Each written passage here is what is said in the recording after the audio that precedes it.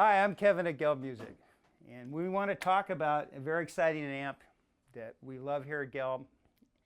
It's Sebago Sounds Double Treble DT50.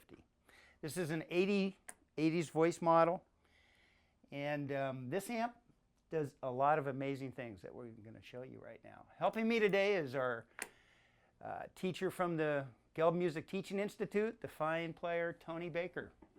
Thank you, Tony, for coming today. Appreciate it. Love it. We have added one little thing in this amp. We have a reverb for old people, and it's in a passive effects loop.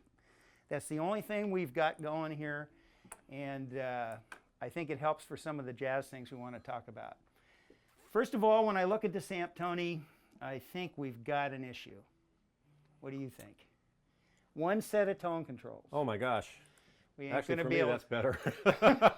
I don't know if we're going to be able to pull this off. So a lot of times you need to set your tone controls for your rhythm, or you need to set your tone controls for your lead, and there's always a trade-off. I do not believe that that is the case with this amp. Now, there's some wonderful videos out there on rock, and as you know, you can saturate amps to make them do a lot of good rock and roll stuff. Today, I'd like to show you some of the points that make it stand out to me, I would say, almost more than any other amp on the market right now. So, Tony, what I'd like to do here is explain the overview on this amp. On the clean channel, we have a volume and a master volume down here at the end. When we hit this button, we go into the overdrive channel. That brings in these two gain stages. Now, unlike most amps, this is always active in the circuit. So we like to get a little headroom going here, a little gain to drive this circuit. This will cascade down to this volume, which cascades to that volume, and then finally to the master volume. So we have a cascading series of overdrives, basically 4 gain stage amp. At this point, we're set up completely clean, and it is a wonderful sounding amp. So Tony, would you mind?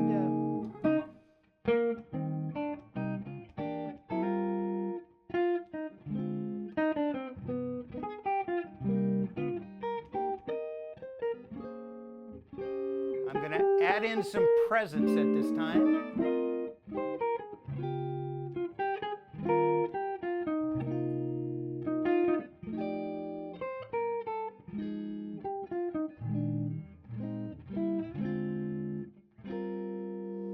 It is a fantastic sounding amp. We just got it set up straight. A little presence, all EQ, nothing going on, okay?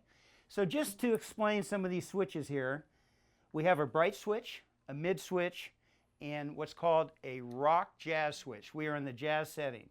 For this time, at this time I'd like to just click in the bright switch when Tony's playing so you can hear the kind of high end that that brings in. So about the same kind of changes? Yeah.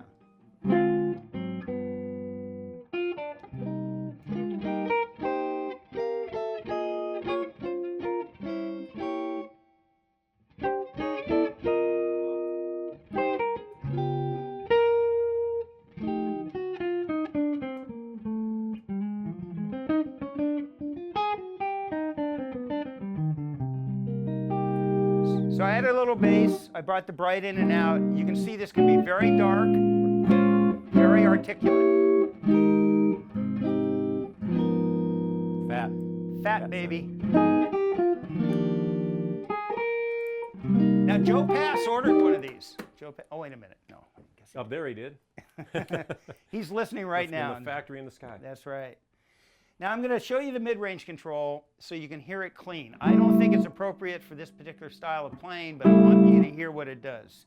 Go ahead, Tony. Same changes? Yep. Okay.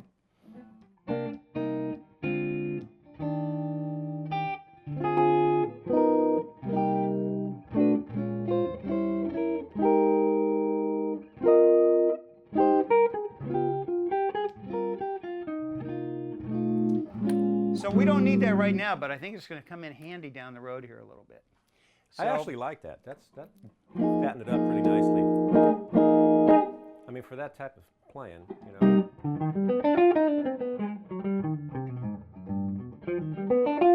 It's pretty fat. Okay. So this is a fabulous clean amp that, you know, harkens back to the twin reverb days. This is the kind of amp you want for great clean rhythm sound. Now this switch here does two things. It channel switches for me and also has a little boost that you want to go to 11 during your solo, we can do that. But what we found here is that if you put a little boost on it and maybe throw the treble up a little bit, we can get kind of a country.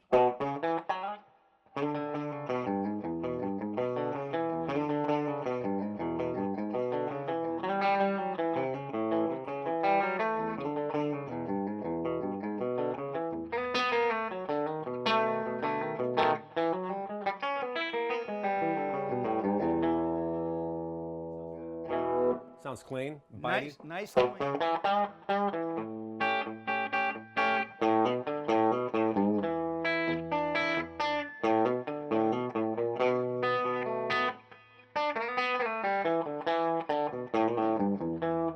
Great. So I think we've made a point here that we've got a wonderful sounding, clean jazz rhythm amplifier. But let's get into some of the voodoo stuff here. All right. We're going to go right now, leaving it in the jazz setting, and I'm going to switch in the next drive stages. The way to think about this sonically is this first knob is about your distortion or saturation level. The second knob increases the sustain of the note. So you really can keep this down, this up, and to have a soft distortion, or you could, of course, drive the heck out of it, and then your final stage will determine how much volume you have.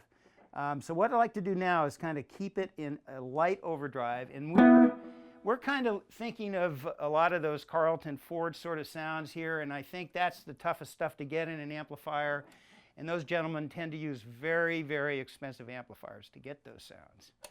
So,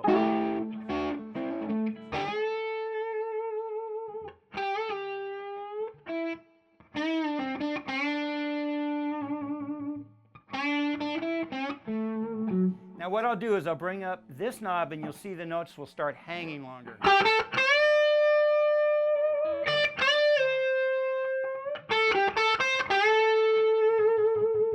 All right, give it a little more drive.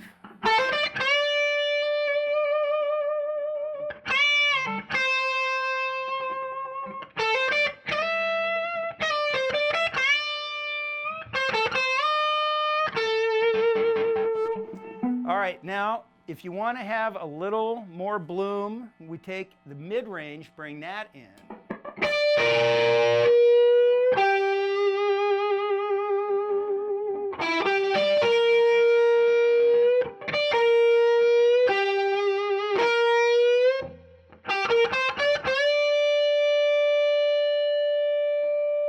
Okay, that's all on the jazz setting. So I'm going to turn the mid-range off for a second because I feel like the ice cream man is coming.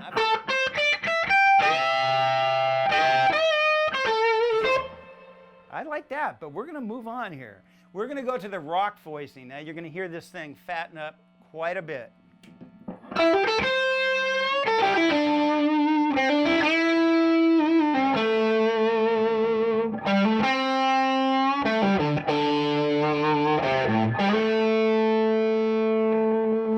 Oh, God, can we play rhythm now with all that going on?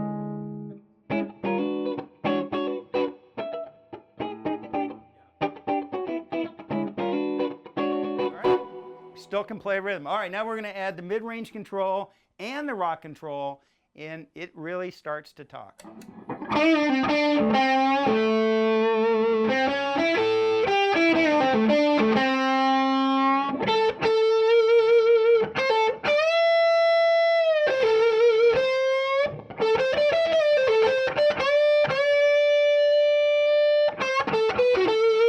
So we guys on the rock setting. Tony, we didn't touch the tone controls. don't need to. Don't need to. So how's the amp feel under your fingers when you're playing? It feels live. I like that. You can feel it, right?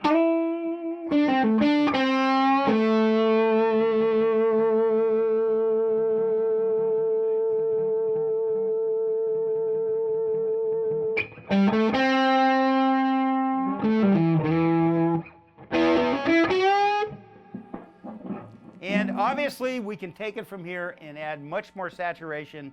The point being, we have one amazing combo amp.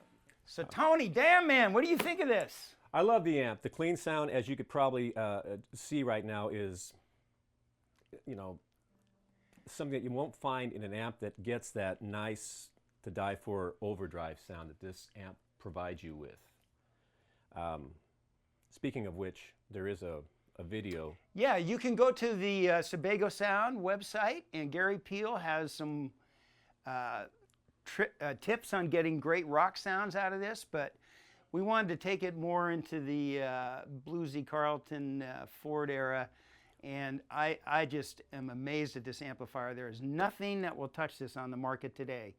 You've got to come down and try one, or let us send you one and hear it for yourself. You won't be sorry.